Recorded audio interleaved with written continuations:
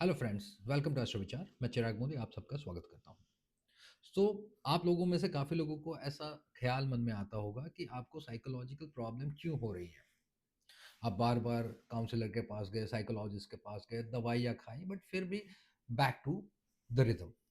Again फिर से आपको साइकोलॉजिकल प्रॉब्लम्स हो जाती है।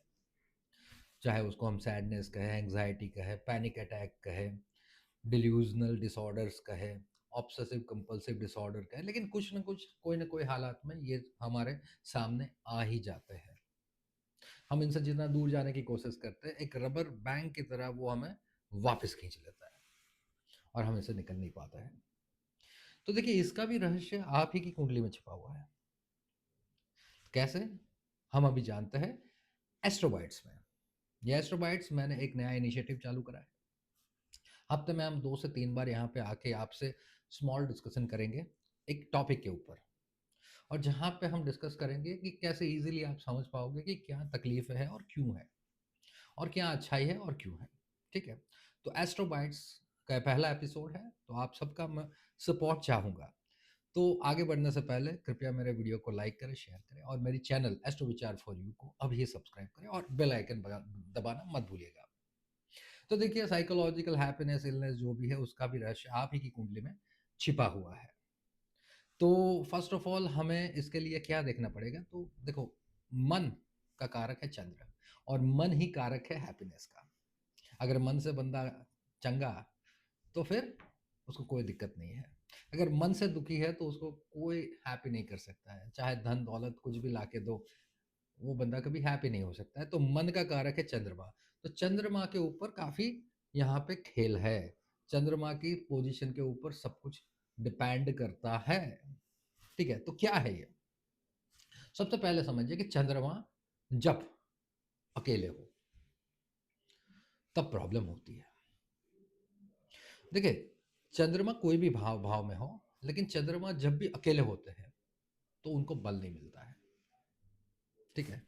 अब चंद्रमा जब भी अकेले होते हो, चाहे पहले भाव में हो, दूसरे भाव में हो, 12वें भाव में हो, 8वें भाव में हो, छठे भाव में हो, 10वें भाव में हो, 5वें भाव में, वहाँ पे बंदा एंग्ज़ायटी, स्ट्रेस, इनसिक्योरिटीज़, न्यूरोसिस वगैरह महसूस करता ही करता है। ठीक है? अब दूसरा, चंद्रमा के आगे और पीछे के भाव में सूर्य के अलावा और कोई ग्रह ना हो, या सूर्य मतलब सूर्य को हम कंसिडर नहीं करते। सूर्य जब भी चंद्रमा से 3 घर आगे 3 घर पीछे होता है या चंद्रमा के साथ होता है, तब दिक्कत देता है। लेकिन और कोई भी ग्रह चंद्रमा के आगे पीछे के हाउस में नहीं है। मतलब चंद्रमा से सेकंड भाव भी खाली है, चंद्रमा से 12वां भाव भी खाली है, तो भी इंसान को काफ़ी स्ट्रेस और दिक्कतों का सामना करना पड़ता है। उसको केमद्रुम योग बोलते हैं। बंदा अपनी ही लाइफ में फँसा पड़ा है, अपने थॉट से ही लड़ रहा है, दुनिया से क्या लड़ेगा? वो पूरी लाइफ अंदर की लड़ाइयों में फँसा पड़ा है। और नॉर्मली ऐसे योग काफ़ी स्ट्रगल्स देते हैं इंसान को, और गरीबी भी देते हैं और करियर में भी काफ़ी सेटबैक देते हैं, केमद्रुम योग, ठीक है? तो ये भी हो गया। अगर केमद्रुम योग है किसी बंदे को, तो चंद्रमा के साथ वही हाउस में किसी और शुभ ग्रह का होना बहुत ज़रूरी है। या तो चंद्रमा से 7वें भाव में भी शुभ ग्रह अगर हो जाता है, तो भी केंद्रुम योग को हम निष्फल कर सकते हैं। लेकिन अगर चंद्रमा भी अकेले है और आजू-बाजू के घर भी खाली है, तब तो मामला बहुत संगीन है। देखो, चंद्रमा जब भी अकेले हो, तो अच्छी राशियों में अगर हो, जैसे कि कर्क राशि में हो, वृषभ राशि में हो, तो दिक्कत कम आती है। लेकिन दिक्कत आती है, ठीक है? लेकिन कम आती है। ठीक है?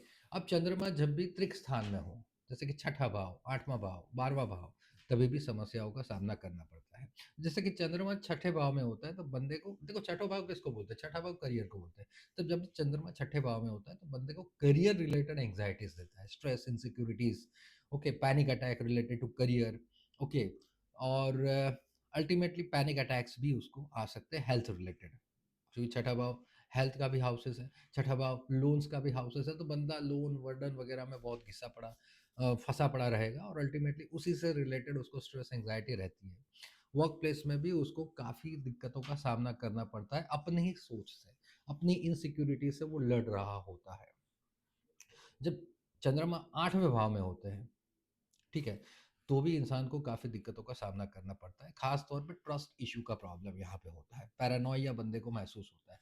बंदे को लगता है कि कोई ना कोई उसके पीछे लगा पड़ा है, कोई उसको मैप कर रहा है, कोई उसको प्लॉट कर रहा है, कोई उसके पीछे पूरी जी-जान लगा के अपनी पूरी सेना लगा दी है, झोंक दी है और वो बंदे की लाइफ़ बेहाल हो जाएगी। और उस वजह से वो बंदे की आँखों में आप देखोगे तो जिसे भी देखेगा बहुत सस्पिशियस आँखों से देखेगा। उसको किसी पे विश्वास नहीं है। उसको अज्ञात डर सताता है। Fear of unknown, fear of darkness, fear of paranormal things. ठीक है? बहुत सारी दिक्कतों का सामना करना पड़ता है जब 8वें घर में चंद्रमा होता है। उसको रिलेशनशिप से भी विश्वास उड़ जाता है। वो कांस्टेंट एक फ़ियर में जीता है। ठीक है? और पैरानॉर्मल नाइटमेयर्स उसको आ सकते हैं। ओके, जब चंद्रमा 12th हाउस में भी होता है तब चंद्रमा कंफर्टेबल नहीं होते हैं। Intense imagination, intense vivid strong nightmares आते हैं। बंदे को बहुत डरावने सपने भी आ सकते हैं। उसकी इमेजिनेशंस बहुत स्ट्रॉन्ग होती है और सोशली बहुत चॉप हो जाता है, cut off from the social bonded social relationship. काफ़ी लोनलीनेस, अकेलापन, सैडनेस वगैरह महसूस करता है। अब शनि का भी रोल यहाँ पे बहुत इंपॉर्टेंट है। शनि अगर लग्न से या चंद्र से भी 12th हाउस में हो तो मेलैंकोली का बहुत स्ट्रॉन्ग भाव देता है। मेलैंकोली मतलब रोना। बंदे को इतना सैडनेस होता है कि बंदा रोता है, लिटरल बड़ा बूढ़ा बंदा भी रो जाता है शनि की ताकत से। 12th हाउस में शनि, इवन 12th हाउस में राहु भी बंदे को रुला देता है। सैडनेस, डिप्रेशन, होपलेसनेस बहुत स्ट्रांग रहती है। घर में अकेला एक कोने में दुबक के बैठा रहता है, बाहर भी नहीं जाता है। ज़्यादातर ये लोग फॉरेन में लाइफ जीते हैं क्योंकि कोई उनको पहचानता भी नहीं है, किसी के पास बैठना भी होता नहीं है। उनके जो भी सोशल रिलेशनशिप है वो सब तो अपने देश में, अपने वतन में रह गए, तो किसी से बात भी खास होती नहीं है। तो ये शनि और राहु जब 12th हाउस में होते हैं तो भी साइकोलॉजिकल प्रॉब्लम्स देते हैं। सर्टेन कॉम्बिनेशंस की भी हम बात करेंगे, जैसे कि शनि और चंद्र। जब शनि और चंद्र साथ में होते हैं उसको विष योग बोलते हैं, जो पैसिमिस्टिक बनाता है, बंदे को बहुत नेगेटिव थिंकर बनाता है। हमेशा स्ट्रेस रहता है, रियलिटी में बहुत जीता है, वो फैंटेसी में जा ही नहीं सकता है। पॉजिटिव होना उसके लिए बहुत डिफिकल्ट है, फियर में रहता है, लाइफ को एंजॉय नहीं कर पाता है, हैप्पीनेस उसको कभी खास महसूस नहीं होती है। ठीक है? फिर चंद्र और राहु का कॉम्बिनेशन, जब चंद्र और राहु का भी कॉम्बिनेशन होता है तो बंदा काफ़ी डिल्यूजनल डिसऑर्डर में जीता है। डिल्यूजन को वहम बोलते हैं। ठीक है? उसको बहुत सारे वहम होते हैं। ठीक है? इल्यूजन्स भी होते हैं, भ्रम भी होते हैं। ठीक है? उसको डर काफ़ी लगता है। टैबू ख्याल आते हैं। टैबू मतलब आप समझ सकते हो, टैबू ख्याल आता है, ज़्यादा चिंताएं करता है, वरीज करता है।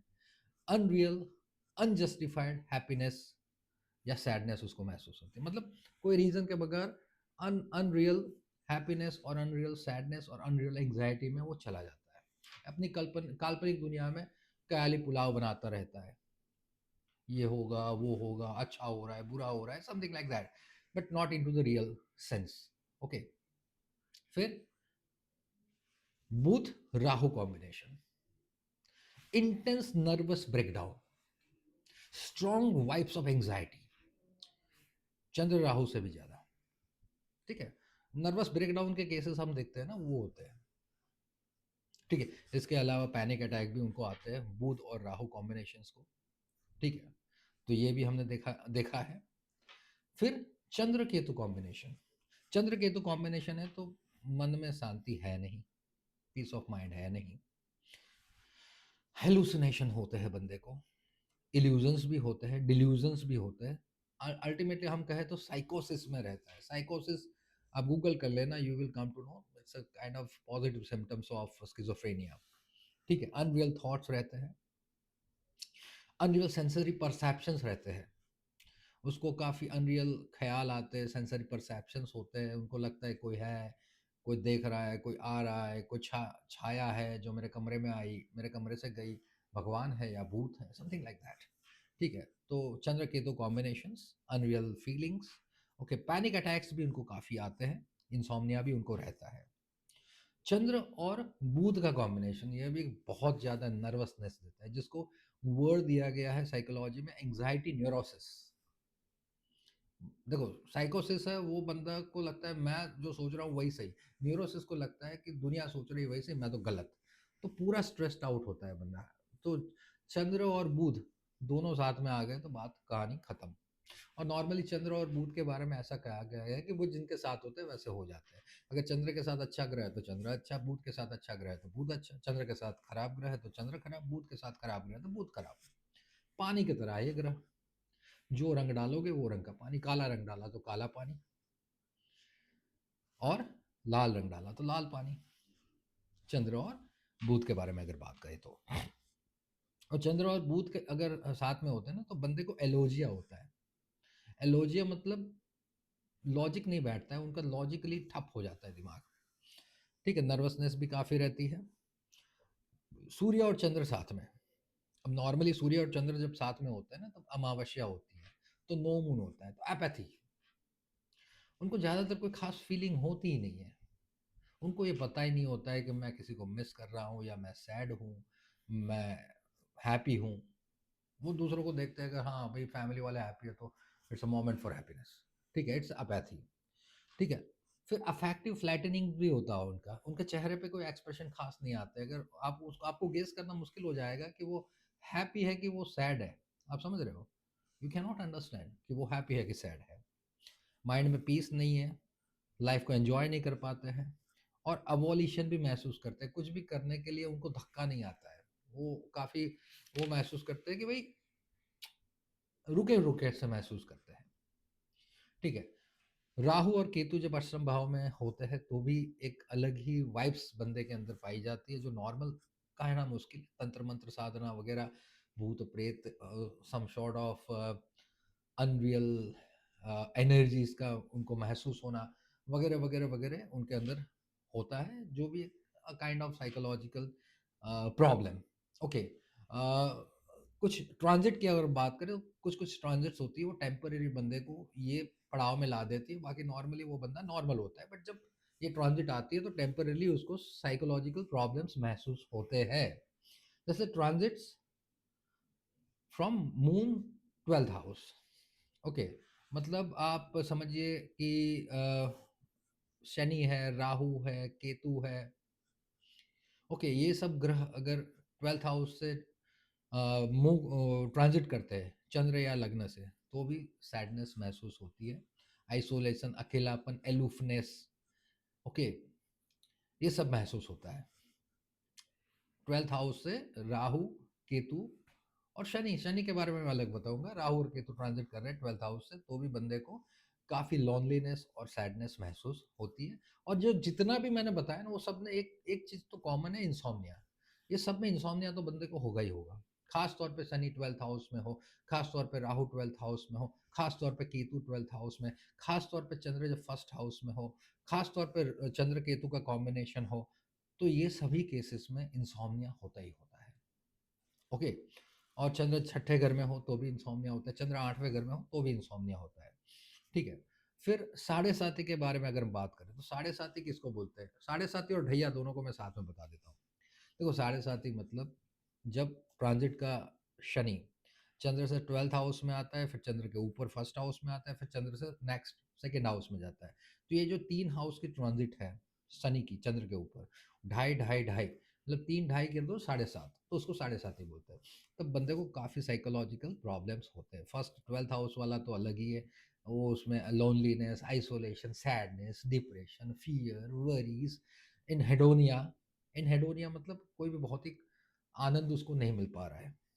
बंदा पहले सिगरेट पी के, दारू पी के मस्त खुश हो रहा था, साढ़े साथी लग गई, दारू में भी मज़ा नहीं आ रहा है, साढ़े साथी लग गई, सिगरेट में भी मज़ा नहीं आ रहा है।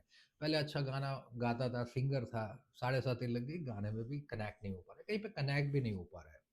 ठीक है, पहले बहुत जिम, एक्सरसाइज, फिटनेस वगैरह करता था, साढ़े साथी लग गई, खत्म हो गया, कुछ नहीं कर, एवोल्यूशन, कुछ ना करने की भावना, अपैथी, कुछ महसूस ना करना, अवोल्यूशन, कुछ स्टार्ट ही नहीं करना, अपैथी, ये सब सिम्टम्स उनके चालू हो जाते हैं। फिर ढैया क्या होता है? ढैया मतलब जब शनि चंद्र से 4th हाउस में ट्रांजिट कर रहा है और 8th हाउस में ट्रांजिट कर रहा है, ये 2 हाउस में जब शनि चंद्र से ट्रांजिट करता है तो उसको ढैया बोलते हैं। तो ये ढैया में भी sadness, insomnia, isolation, fear, worries, negative thoughts लग जाता है। इसको पनौती बोलते हैं। मतलब ढैया और साढ़े साती मतलब पनौती लग गई बंदे की। ठीक है? तो ये आप समझ लीजिए, ये ट्रांजिट में भी साइकोलॉजिकल प्रॉब्लम होते हैं, टेम्पररी है, बंदे को समझना है ये टेम्पररी प्रॉब्लम है, बाद में सब कुछ सॉल्व हो जाना है, तो डोंट टेक मच पेन। ठीक है? निकाल लो नॉर्मली हनुमान चालीसा, जय बजरंगबली, निकल जाएगा ये सब। तो बजरंगबली का साथ है तो पूरा विकास है। ठीक है? तो डोंट वरी। तो ऐसे जुपिटर की 8th हाउस की ट्रांजिट भी बंदे को रियलिटी का सामना करा देती है। भाई कौन दोस्त है, कौन दुश्मन है, कौन मेरे, कौन पराया, सबका हिसाब। संबंधों से इस विश्वास उठ जाता है बंदे का जब जुपिटर 8वें भाव में जाता है। ठीक है? मतलब चाहे शादी हो, दोस्त हो, रिलेशनशिप हो, फ्रेंड्स हो, सबका रियल फेस सामने है, सबके मुखौटे उतरने लगते हैं भाई साहब।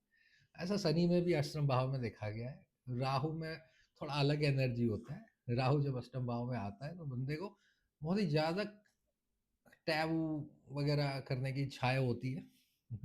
ठीक है, उसके लिए अलग सेशन किया जाएगा, राहु इन 8th हाउस। बट हाँ, वो भी सही नहीं है, साइकोलॉजिकल प्रॉब्लम्स देता है। केतु 8th हाउस में भी बंदे को प्रॉब्लम होता है। शनि के अष्टम ट्रांजिट से मरने का डर लगता है बंदे को। ठीक है? तो ये सब साइकोलॉजिकल हैप्पीनेस देते हैं। ठीक है? अभी अगर सोचो किसी बंदे का जन्म कमजोर चंद्रमा के दौरान हुआ है, तो भी चंद्र कमजोर रह गया। अब चंद्र कमजोर रह गया तो भी साइकोलॉजिकल प्रॉब्लम देते हैं। अब चंद्र कमजोर कब होता है? तो देखिए, एक लूनर मंथ होता है जिसको हम बोलते हैं, हमारे हिंदू कैलेंडर में चंद्र के महीने होते हैं, कार्तिक, मार्गशीर, फिर पुष्य, ये सब जो महीने होते हैं ना, अश्विनी, ठीक है, ज्येष्ठ, ये सब मंथ होते हैं, लूनर मंथ बोलते हैं। इसमें पहले 15 दिन होते हैं, उसको बोलते हैं शुक्ल पक्ष, जिसमें मून काफ़ी बड़ा और ब्राइट होता है। और दूसरे 15 दिन होते हैं उस अमावस्या के बाद के, सॉरी, पूर्णिमा के बाद के 15 दिन होते हैं, उसको बोलते हैं कृष्ण पक्ष, जिसमें मून बहुत लेट आसमान में चढ़ता है और नाइट ज़्यादातर अंधेरे में जाती है, उसको कृष्ण पक्ष बोलते हैं, काली रात्रियाँ। ठीक है? तो देखिए, कृष्ण पक्ष की कृष्ण पक्ष की पंचमी के बाद से लेके शुक्ल शुक्ल पक्ष, मतलब कृष्ण पक्ष की षष्ठी से लेके चंद्र पक्ष की पंचमी तक का चंद्र कमजोर होता है। ये 10 दिन है ऑलमोस्ट, ये कमजोर चंद्र होता है। इस दौरान अगर किसी का जन्म हो गया, फिर से बोलता हूँ, कृष्ण पक्ष की षष्ठी से लेके 6th day of the Krishna पक्ष से लेके 5th डे ऑफ द शुक्ल पक्ष के बीच में अगर किसी बच्चे का जन्म हुआ तो उसका चंद्र कमजोर आता है। क्योंकि चंद्र या तो बहुत छोटा होता है या उसमें उतना बल होता नहीं है कि मानसिक शांति को प्रोवाइड करे। अगर ऐसे में चंद्र ऐसे कोई खराब ग्रह के साथ आ गया या आजू बाजू के घर खाली आ गए या तो शुभ ग्रह उसके साथ नहीं आया, तो भाई साहब साइकोलॉजी का तो मेंबरशिप ले लो आप, साइकोलॉजिस्ट का मेंबरशिप ले लो, बार बार काउंसलिंग में जाना पड़ेगा वगैरह वगैरह वगैरह। तो ये बेटर है। आप देखो, ये तो हम एस्ट्रोलॉजिकली बता रहे हैं, but best thing is that कि you have to consult the doctor, they will guide you well in treatment. ठीक है? तो ये कमजोर चंद्रमा है। कुछ कुछ साइंस में भी चंद्रमा कमजोर होते हैं। कैसी साइंस में चंद्रमा कमजोर होते हैं? तो स्कॉर्पियो साइन, जो चंद्रमा की नीच की राशि है, जब चंद्रमा नीच की राशि में होता है तो वहां पे चंद्रमा काफी कमजोर पाया जाता है। तो स्कॉर्पियो साइन, वृश्चिक राशि में चंद्रमा बहुत इंटेंस इमोशनल होता है। बंदे की आंखों में बार बार पानी आ जाना, इमोशनल ज्यादा महसूस होना, हाई वोल्टेज इमोशनल, गिल्ट का एहसास होना। एक्चुअली मैं स्कॉर्पियो को काफ़ी इमोशनल, मतलब काफ़ी नेक दिल मानता हूँ। लेकिन हाँ, वो खुद काफ़ी स्ट्रगल करते हैं हैप्पीनेस को सस्टेन करने के लिए। तो ऐसे लोगों को खास तौर पर ट्रस्ट इश्यू बहुत ज़्यादा आता है। उनको ओसीडी होता है, ऑब्सेसिव कंपल्सिव डिसऑर्डर। ठीक है? सफाई से रिलेटेड, रिश्तों के रिलेटेड, ये सब में ओसीडी महसूस करते हैं, डिसीज के रिलेटेड। दूसरा, कन्या राशि का, वर्गो साइन का चंद्र भी कमजोर पाया गया है। वेदों में बताया गया है कि चंद्र राशि अगर कन्या है तो चंद्र काफी कमजोर आता है, पीस ऑफ माइंड नहीं रहता, और ऐसे बंदे ज्यादा तौर पे आर्गुमेंटेटिव होते हैं, जल्दी से किसी की बात मानते नहीं है। ठीक है? और नॉर्मली उसको स्टबर्न कहते हैं, आर्गुमेंटेटिव एंड स्टबर्न। और आगे अगर हम बात करें तो मकर राशि का चंद्र, कर कैप्रिकॉन, सॉरी नॉट कर, कैप्रिकॉन का मून, स्पेशली मकर राशि जो में जो मून है वो ज़्यादा रियलिस्टिक होता है। They are intense realistic. इतनी वास्तविकता में जीता है कि फैंटेसी को तो दूर-दूर तक महसूस नहीं कर पाता है। हैप्पीनेस से बहुत दूर है। उनको बोले मज़ा आया तो बोला आज आया, मज़ा आता है तो बाद में दर्द भी आता है। वो मज़े में सोचते हैं कि मज़ा परमानेंट नहीं है और दर्द में सोचते हैं मज़ा कभी आता नहीं है। हमेशा सैड रहते हैं, हमेशा डिप्रेस्ड रहते हैं, रियलिस्टिक, इनसिक्योर्ड रहते हैं। ठीक है? तो ये सब राशियाँ हैं जिसमें चंद्र काफ़ी कमज़ोर पाया गया है। इसके अलावा चंद्र के ऊपर पीएसी, पीएसी मतलब चंद्र का प्लेसमेंट, एस्पेक्ट एंड कंजंक्शंस के ऊपर काफ़ी चीज़ें डिपेंड्स करती है। अगर चंद्र को कमज़ोर ग्रह मतलब नेगेटिव प्लैनेट्स पीएसी दे रहा है, जैसे कि शनि चंद्र के साथ बैठा है तो विषयोग हो गया। चंद्र को एस्पेक्ट भी कर रहा है तो काफ़ी पेसिमिज्म आ जाता है बंदे में। और अगर ऐसी सूरतों में चंद्र को शुभ ग्रह के पीएसी मिल रहा है, लाइक जैसे कि वीनस, जुपिटर, तो बल मिल जाता है। ये सब सिचुएशन में आपको ये ध्यान रखना पड़ता है कि चंद्रमा को ओवरऑल पीएसी क्या मिल रहा है। अगर शुभ ग्रह से पीएसी मिल रहे हैं तो ये सब चीज़ें आंशिक तौर पे कम हो जाती हैं। साइकोलॉजिकल प्रॉब्लम आंशिक तौर पे कम हो जाते हैं। अगर नवांश में भी चंद्र बलवान हो जाता है तो ये प्रॉब्लम्स काफ़ी कम हो जाती है। अगर चंद्र बलवान राशि में स्थित हो लग्न में, जैसे कि वृषभ राशि में हो या फिर काफ़ी बलवान राशि और है जैसे कि धनु में हो, ठीक है, फिर आप समझ लो मीन राशि के चंद्र हो, तो बंदा कुप अप कर लेता है। ऐसे लोग तो बढ़िया साइकोलॉजिस्ट बन जाता है। एक साइड पे नेगेटिव वोल्टेज, एक साइड पे पॉजिटिव वोल्टेज, तो they know how to solve this problems, so they can guide the people. Okay, they are best healers. तो ये कॉम्बिनेशंस में अगर आप देखो तो ओवरऑल आपको निकालना पड़ेगा। ऐसा मत मान लो कि ये है तो गया। आपको पीएसी देखने हैं, आपको नवांश में देखना है कि कहाँ क्या पड़ा है। अल्टीमेटली अगर आपको कन्फ्यूज़न हो रही है तो आप मुझे कमेंट में बताइए, मैं आपको कंप्लीट डिटेल दूंगा। ठीक है? तो बताइए कि इस वीडियो में आपने क्या समझा और क्या आपको साइकोलॉजिकल प्रॉब्लम महसूस हो रही है? अगर हो रही है तो आपने जो मैंने बताया वो कॉम्बिनेशन में से कौन सा कॉम्बिनेशन आपकी पत्री में देखा? आप मुझे कमेंट करके बताइए कि ये कॉम्बिनेशन आप में है और आप ये सिम्टम्स महसूस कर रहे हैं। मैं आपको सॉल्यूशन प्रोवाइड करूँगा वैदिक एस्ट्रोलॉजी के हिसाब से, जिससे काफ़ी राहत आपको मिल सकती है। ठीक है? तो कृपया मेरे वीडियो को लाइक करें और शेयर करें और मेरे चैनल एस्ट्रो विचार फॉर यू को अभी सब्सक्राइब करें। बेल आइकन दबाना मत भूलिएगा। थोड़ा लंबा हो गया video, but beer with me. Thank you very much. और भी इंटरेस्टिंग वीडियोज़ आपके लिए लाता रहूँगा। आशा रखता हूँ फिर मिलेंगे। जय श्री कृष्ण।